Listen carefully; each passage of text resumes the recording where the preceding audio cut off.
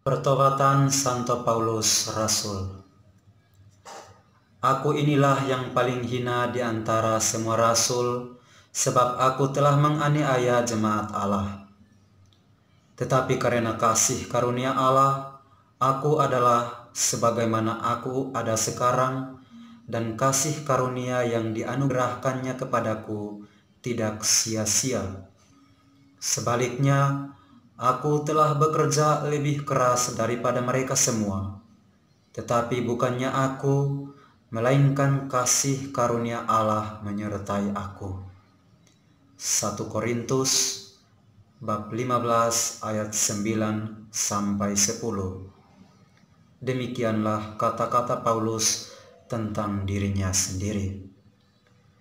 Selama 30 tahun setelah peristiwa Pentakosta, Paulus yang saat itu masih bernama Saulus menganiaya orang-orang Kristen di Yerusalem.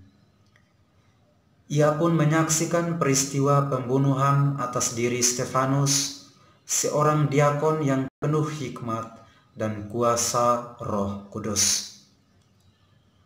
Pada suatu ketika, Paulus pergi ke Damsyik untuk menangkap orang-orang Kristen yang ada di sana.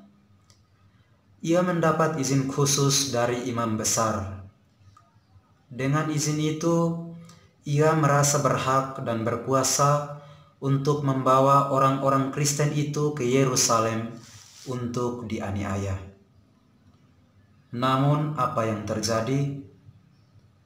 Di tengah perjalanan, ia dihadang oleh Yesus dengan suatu pancaran cahaya ajaib dari langit yang membutakan matanya.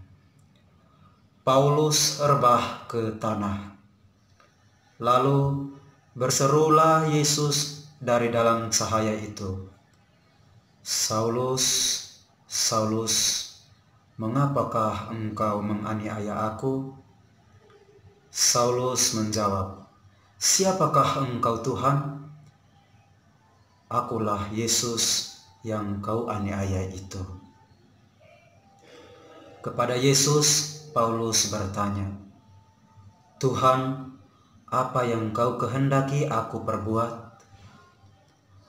Kata-kata ini meluncur dari sebuah hati yang dahulu keras bagai batu, namun telah lembut oleh karena rahmat Allah.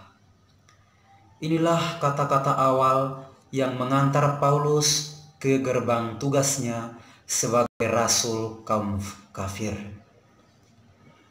Ia tidak lagi menjadi penganiaya Yesus, tetapi menjadi penyayang Yesus yang paling unggul.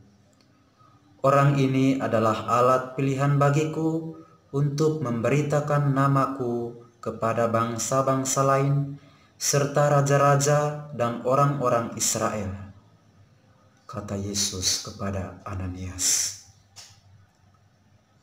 Paulus kemudian tampil sebagai seorang rasul yang berpengaruh besar di kalangan bangsa kafir. Dialah pewarta Injil dan pendiri gereja-gereja di antara kaum kafir.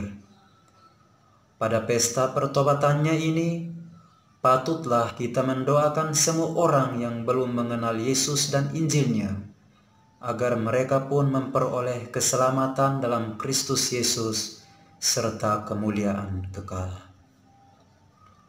Santo Paulus Rasul, doakanlah kami.